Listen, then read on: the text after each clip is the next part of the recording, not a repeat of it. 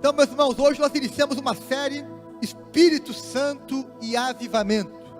E a primeira mensagem dessa série é chamada O Espírito Santo, a Igreja e o Povo de Deus. Eu quero falar hoje sobre como o Espírito Santo atua na igreja e no meio do povo de Deus. Quais são algumas ações que o Espírito Santo costuma fazer no meio do povo de Deus?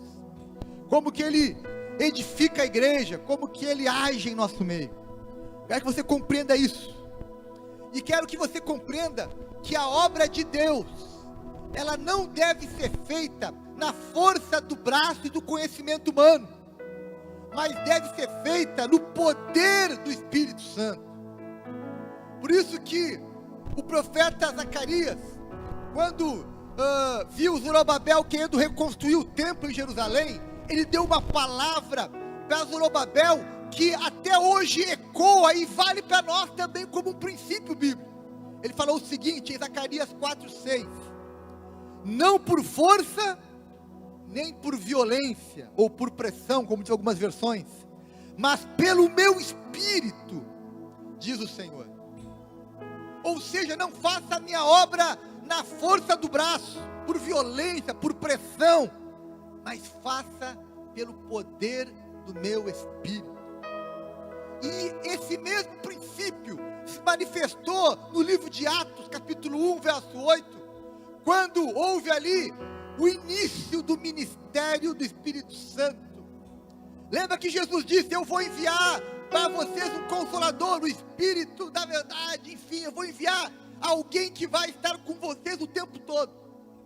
E a partir do Pentecostes, o Espírito Santo começou a desenvolver um ministério diferente de como ele desenvolvia no Antigo Testamento.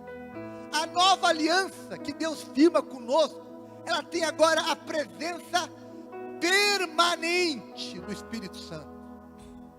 Agora o Espírito Santo não visita de vez em quando, ele está permanente em nós. Ele é uma marca, um sinal da presença de Deus em nós. E ele é o condutor da igreja. Ele está servindo Jesus no propósito de expandir a pregação do Evangelho. Todo o movimento de expansão da igreja na história foi feito movido pelo Espírito Santo. Por isso que em Atos 1, verso 8 diz o seguinte: mas receberão poder quando o Espírito Santo descer sobre vocês. Isso já aconteceu. E vocês serão minhas testemunhas em Jerusalém, Judéia, Samaria e até os confins da terra. Ou seja, vocês vão ter agora um revestimento, um poder espiritual para testemunhar, para pregar, para servir, para amar, para ensinar, para serem minhas testemunhas. E de fato isso aconteceu. Então, o Espírito Santo, ele veio para empoderar os cristãos, os discípulos, para edificar a igreja, para nos fazer pessoas capazes de fazer a obra de Deus. Por isso, se você tem o Espírito Santo, você se converteu e tem o Espírito Santo, você tem os recursos espirituais para fazer a obra de Deus, na comunhão com o Espírito Santo, no poder do Espírito Santo, em sintonia com o Espírito Santo. Eu queria então hoje falar sobre 3 ações, evidências, marcas do Espírito Santo. A primeira delas é que ele nos concede poder para expulsar demônios. Ele nos dá poder para enfrentar as trevas. Ele nos dá poder para não temer os ataques e retaliações do inferno. Olha só, queria que você entendesse algo importante. Você se lembra, pastor Marcelo, de algum profeta, de algum sacerdote expulsar demônio no Antigo Testamento? Não tem. O máximo que tem ali é Davi tocando uma harpa para afastar os espíritos que atormentavam Saul. Não tem. A partir do Novo Testamento, o reino de Deus vem ao meio da humanidade, ele se faz presente, ele se manifesta, e como um sinal de manifestação do reino de Deus entre nós, Jesus começa a expulsar demônios. Os apóstolos seguem fazendo isso, e isso seguiu até os dias de hoje. Olha o que Jesus disse sobre isso, em Mateus 12, 28. Mas se é pelo Espírito de Deus que eu expulso demônios, então chegou a vocês o reino de Deus. Jesus, em Lucas capítulo 4, verso 18, ele fala o seguinte, quando ele vai ler a Bíblia ali, e vai participar de um encontro com os sacerdotes, ele fala o seguinte: o Espírito do Senhor está sobre mim, porque Ele me ungiu para pregar as boas novas aos pobres, Ele me enviou para proclamar liberdade aos presos, e recuperação de vista aos cegos, para libertar os oprimidos. Jesus então diz que ele foi ungido pelo Espírito Santo, ele está no poder do Espírito Santo, e ele vai agora então desfazer as obras das trevas. E aí começa então aquele sinal, e expulsar demônios no tempo de Jesus foi um sinal para todos, foi um sinal. Os apóstolos começaram fazendo isso como um sinal de que o reino de Deus estava entre nós. E isso, meus irmãos, é uma marca, é uma evidência, é uma ação do Espírito Santo no meio da igreja e através do povo de Deus. Eu queria encorajar você a entender que quando nós falamos de expulsar demônios, tem aqui duas direções, e é bom que você compreenda isso. Tem uma direção que talvez é a mais comum, é a que você mais pensa, né? Que é alguém expulsar o demônio de uma pessoa endemoniada. Ok, já vi isso, já fiz isso várias vezes, enfim, é algo que realmente existe. Eu já tive com pessoas endemoniadas que faziam coisas que não era normal a uma pessoa fazer. Nós então ali ministramos, oramos, enfim, e desfazemos, né, a influência do demônio naquele momento na vida daquela pessoa. E isso então é parte, né, é algo que acontece e pode acontecer com você. Talvez um dia você esteja em um lugar e encontre uma pessoa endemoniada, e aí você vai ter que usar então o nome de Jesus, o poder do Espírito Santo, para enfrentar aquela potestade, aquele espírito maligno que está atormentando alguém. Mas também tem uma dimensão pessoal para enfrentar demônios. Eu nunca fiquei possesso por um demônio. Agora, eu já tive que enfrentar demônios que tentavam me oprimir, me retalhar, me intimidar, que conspiravam contra. Às vezes, meus irmãos, nós temos que lutar uma batalha nossa com os demônios que estão tentando nos atrapalhar, nos atormentar, nos impedir, nos prejudicar.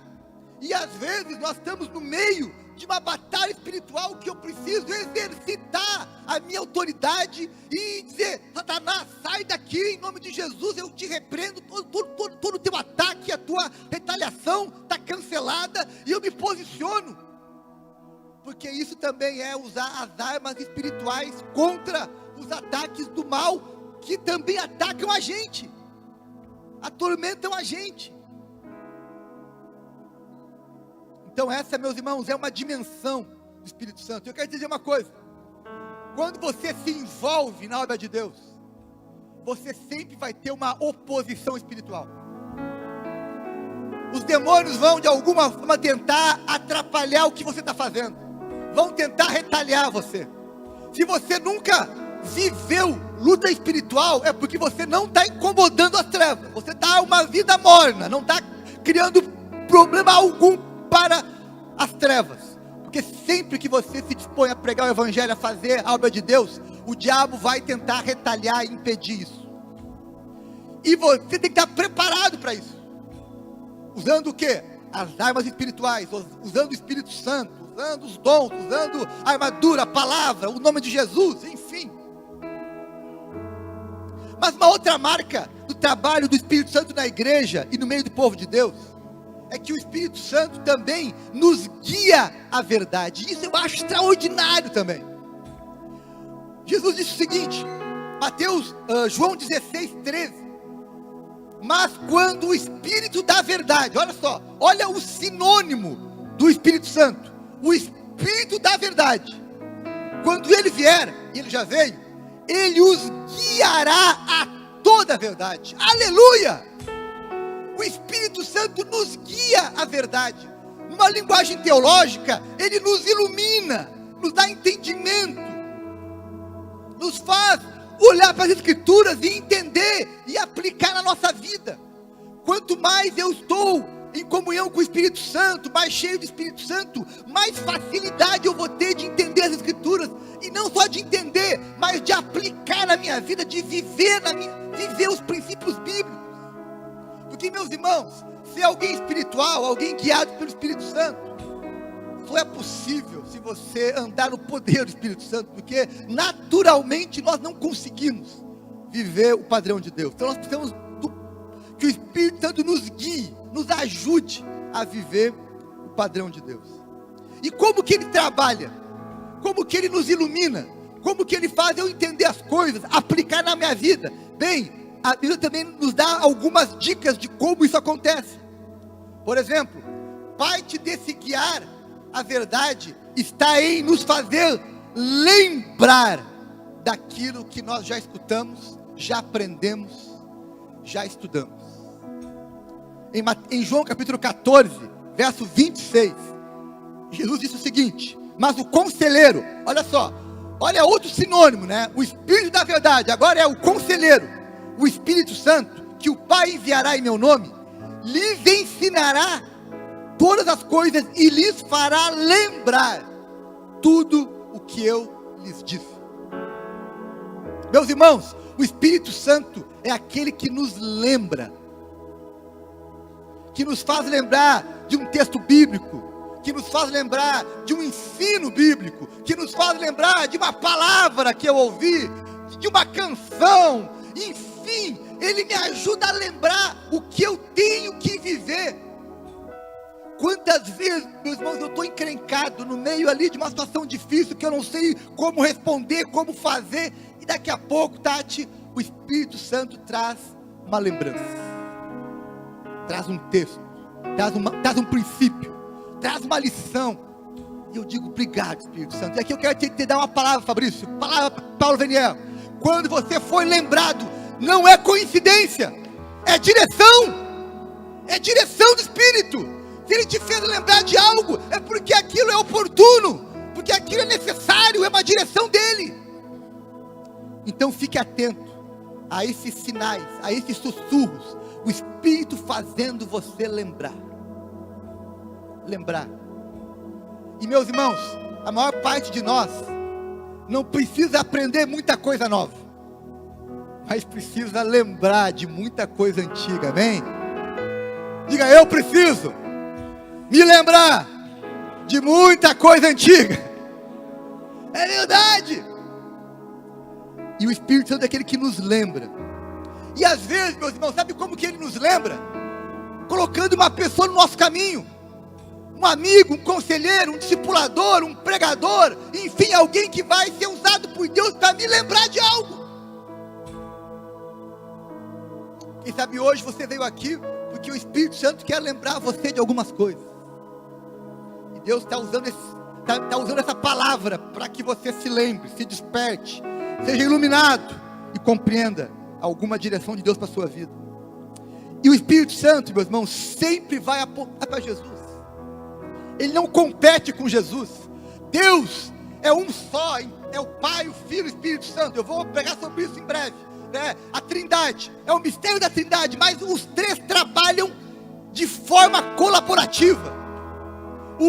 O Pai enviou o Filho enviou o Espírito. O Filho glorifica o Pai, o Espírito testifica sobre o Filho, e assim nós encontramos uma colaboração entre a Trindade, se manifestando de muitas formas.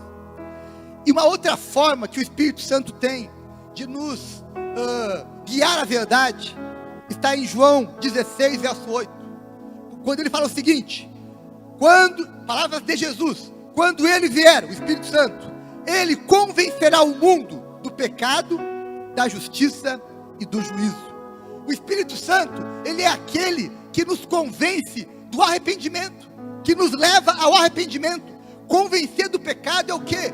É mostrar que você está errado e Deus está certo. O que é a conversão? É eu entender que eu estou errado, que eu preciso de Deus, que Jesus é o caminho e eu preciso dele. E esse mesmo processo de arrependimento, ele vai acontecer durante a minha vida de santidade, de crescimento espiritual. Por vezes o Espírito Santo vai fazer você se arrepender, se lembrar que você errou, que aquilo que você fez foi pecado, que aquilo que você fez tem que ser reparado, tem que ser consertado, que aquilo não honrou Jesus. Então, aqui também tem esse princípio: o Espírito Santo é aquele que nos leva ao arrependimento. Então, meus irmãos, nós vimos aqui que o Espírito Santo é aquele que nos guia à verdade. Como? Nos iluminando na compreensão bíblica, nos fazendo lembrar daquilo que aprendemos e nos levando ao arrependimento, nos mostrando que estamos errados. E por fim, uma terceira marca do Espírito Santo, que também é extraordinária, que eu acho fantástica, é que o Espírito Santo, ele orienta, Ana Paula, os nossos movimentos. Ele trabalha para nos mover, nos levar daqui para lá, nos levar da zona de conforto para um passo de fé, nos levar para o propósito dele. E eu vou te dar aqui alguns exemplos bíblicos de como isso aconteceu no livro de Atos. Por exemplo, Atos capítulo 8, verso 29, a história de Filipe. Filipe está pregando uma cidade, o Espírito Santo o leva para o meio do deserto, para uma estrada, e naquela estrada, olha o que o texto diz que aconteceu, Atos 8, 29. E o Espírito disse a Filipe: aproxime-se dessa carruagem e acompanhe. É tipo o que a Dara falou aqui, Rodrigo, né? Aproxime-se daquele homem, aproxime-se daquela pessoa. O Espírito Santo fez um movimento, disse: Filipe, eu quero que você fale com aquela pessoa que está passando ali, mas eu não conheço ela. Te apresenta. Mas eu não sei como ela vai me receber. Não tem problema, confia em mim. E aí ele foi. E diz o texto que ele chegou lá e viu o homem lendo a Bíblia, lendo Isaías. E ele perguntou: entende o que lês? Não, eu preciso de alguém que me explique. Ei, estou aqui. Meus irmãos, o Espírito Santo, ele vai nos conduzir a fazer algumas coisas que são fora do normal. E isso é aquilo que nós chamamos de aventura na fé. É uma aventura, Cássio. É uma aventura correr alguns riscos, falar com quem eu não conheço, procurar alguém e dizer: olha, eu vim aqui te dizer uma palavra, eu vim aqui orar por você, eu vim aqui dizer que Deus te ama, eu vim aqui te dar um presente, eu vim aqui te dar um abraço, eu vim aqui, enfim, fazer algo com você ou por você. Isso é ouvir. Agora, como que isso acontece na prática? Como assim que ele falou com Filipe? Será que o céu abriu, veio uma voz, veio um WhatsApp do céu? Não. Isso, meus irmãos, acontece por aquilo que é uma voz interior, um sussurro. Aquela voz interna que você discerne, essa voz é de Deus. Meus irmãos, o Espírito Santo vai habitar em nosso interior. E ele vai falar conosco como? Do interior, de dentro. É aquela voz interior. É isso. É algo meio intuitivo, meio sensorial, mas é assim que ele fala conosco. E como é que eu sei que ele falou? Pela comunhão com ele, pela experiência, por andar com ele, por identificar a voz que Deus usa para falar comigo. É essa voz que ele vai nos mover. Meus irmãos, inúmeras vezes na minha vida, eu ouvi aquela voz do Espírito Santo dizendo: liga para a pessoa tal e diz para ela tal coisa. E eu ligo e a pessoa diz: pastor, foi Jesus que mandou o senhor ligar. Eu disse: foi mesmo. Ou então, você vai visitar alguém e chega lá e Deus preparou aquela visita. Por vezes, meus irmãos, tem alguns encontros casuais, entre aspas, casuais para você, mas não para o Espírito Santo, que planejou. dia eu fui ao mercado, encontrei uma pessoa que eu conhecia, que eu não via há muito tempo. Eu parei para perguntar àquela pessoa: como você está? Bem, foi uma conversa do Espírito. Pessoa, ficamos ali meia hora conversando, e eu orei por ela, enfim, iniciando com ela. São as aventuras do Espírito.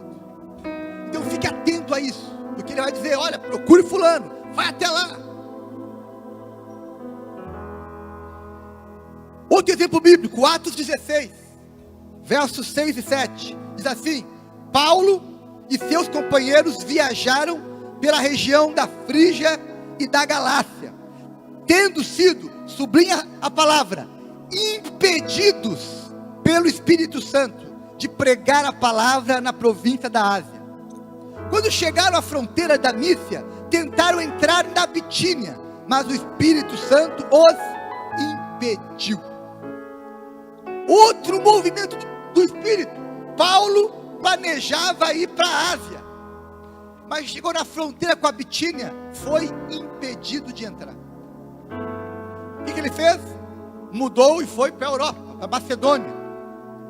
Movimento do Espírito. Agora, alguém pode perguntar: mas como que ele foi impedido? Como que o Espírito Santo impede alguém? Será que Paulo ficou paralisado? Não conseguia mais caminhar? Será que ele ficou amarrado na cama? Como será que foi isso?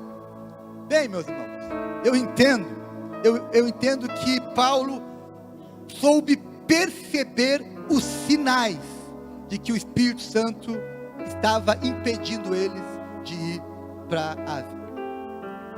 E aqui, meus irmãos, tem uma lição importante para você e para mim. Nós temos que aprender a ler os sinais, as placas.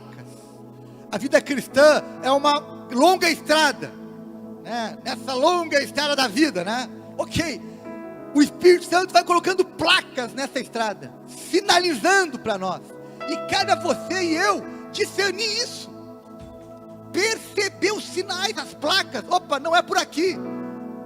Às vezes, meus irmãos, Deus está fechando uma porta, porque Ele sabe que aquilo não vai ser bom para você, então não arromba a porta. Entende bem? Não é para entrar. Deus tem outro caminho, então. Às vezes um negócio que não deu certo é porque Deus tem outro negócio. Às vezes um relacionamento não deu certo porque Deus tem outra coisa. Está te impedindo de fazer um mal maior, de se desviar, se perder. Então fique atento aos sinais. Aos sinais. Temos que discernir os sinais. Por isso nós precisamos orar por isso. Deus, me dá discernimento, para que eu entenda se eu devo prosseguir ou devo mudar a direção. Terceiro exemplo bíblico sobre os movimentos do Espírito, Atos 20, versos 22 e 23, diz assim: e agora, aqui é o apóstolo Paulo falando aos presbíteros, né, de Éfeso. Ele fala o seguinte: e agora, impelido, sublinha a palavra impelido. O que é impelido? Empurrado, né? Enfim, empurrado, movido pelo Espírito, vou para Jerusalém, não sabendo o que ali vai acontecer, exceto que o Espírito Santo, de cidade em cidade, me assegura que prisões e sofrimentos estão à minha espera. Meus irmãos, quem é que vai viajar sabendo que vai se dar mal? Quem é que vai viajar sabendo que vai ser preso, que vai sofrer? Somente alguém que é impelido pelo Espírito, que tem o quê? Uma convicção interior inabalável. E isso, meus irmãos, como é que eu sou impelido? Bem, é quando o Espírito gera no meu coração uma convicção maior do que os meus medos, uma convicção maior do que o medo de sofrer, maior do que o medo de ser preso, maior do que o medo de perder alguma coisa. Quando Ele gera essa convicção em mim, meus irmãos, isso é um movimento do Espírito para me impelir, me empurrar em alguma direção. Fui impelido pelo Espírito, movido. O medo foi derrotado, a convicção foi maior que o medo. Quando nós nos mudamos para cá, por exemplo, meus irmãos, tinha muita chance de dar errado, mas nós fomos impelidos. Deus nos empurrou de tal forma que o medo foi derrotado e nós nos movemos por fé. E assim foi ao longo da vida, em várias ações que eu vivi, vários projetos, iniciativas, nós fomos impelidos pelo Espírito. E meus irmãos, isso eu repito, é uma aventura espiritual. Tem risco? Claro que tem. Mas a fé requer risco. Quem não quer correr risco, não vai andar por fé. Eu termino dizendo, como é que eu consigo discernir se a voz interior que eu estou ouvindo, se a convicção interior que está queimando no meu coração, se ela é de Deus ou não, se ela é, enfim, da onde ela veio? Eu quero te explicar que existem 3 fontes geradoras dos nossos desejos. Os nossos desejos, as nossas escolhas, elas se movem por 3 fontes. Uma delas, o diabo. O diabo é aquele que coloca alguns desejos em seu coração que são do inferno.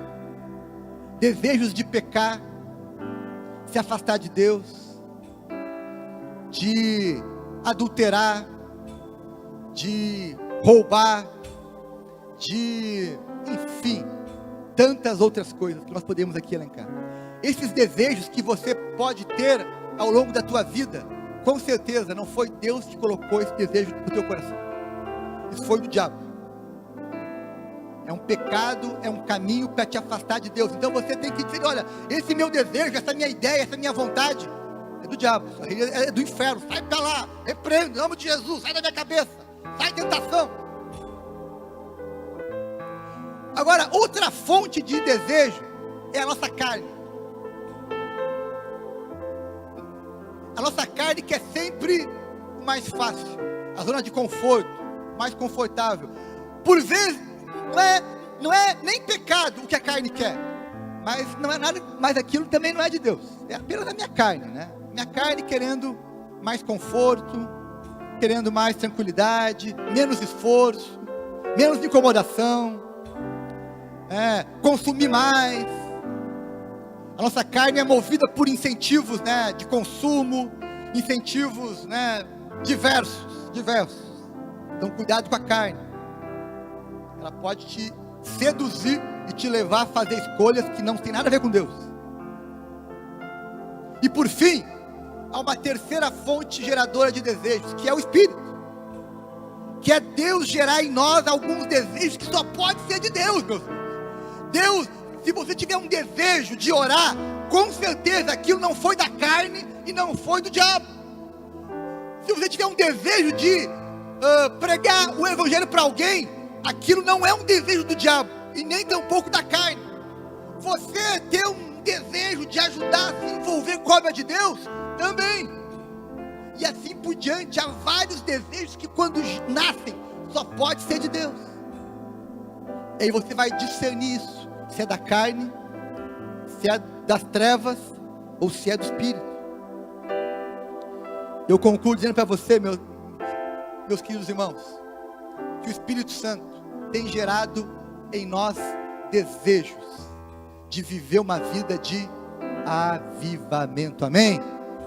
No começo desse ano, nós temos, o Espírito Santo gerou em nós, como pastores, o desejo de viver um avivamento em nosso meio. Uma palavra de que bem, depois da pandemia, virá o avivamento, e nós estamos crendo nisso. Atos capítulo 15, verso 28, tem aqui um relato do que os apóstolos escreveram depois de fazerem um concílio em Jerusalém.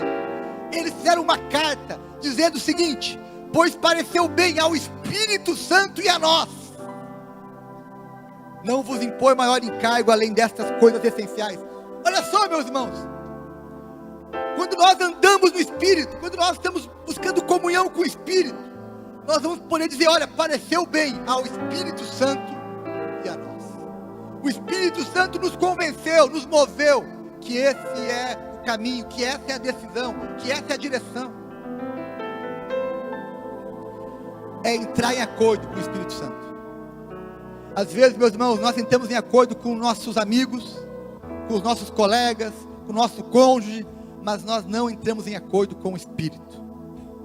E hoje eu vim aqui lembrar para você que você deve entrar em acordo com Deus. Para que possa dizer, pareceu bem ao Espírito Santo e a nós, que tal decisão fosse tomada, que tal direção fosse seguida. Algumas pessoas, talvez entre nós, quando ouvem a palavra avivamento, têm impressões talvez diferentes das nossas. E eu queria hoje alinhar com vocês o que nós entendemos como avivamento. Talvez algumas pessoas pensem que avivamento é todo mundo falar em línguas, é ter alguém aqui profetizando, assim diz o Senhor na tua vida, e que enfim vai ter coisas estranhas, diferentes, etc, etc, etc.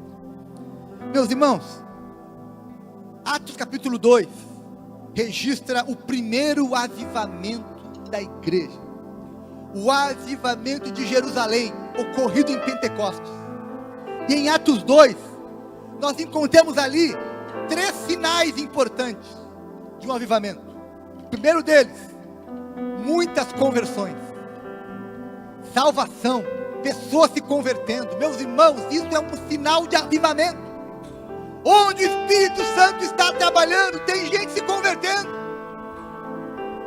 Segundo sinal, houve ali uma manifestação, um sinal da presença de Deus, que ali se manifestou de muitas formas. Alguns falaram em línguas, outros interpretaram na sua língua o que foi dito, outros pregaram com poder, enfim, houve sinais, alguns foram curados, enfim, houve muitas coisas ali, houve sinais.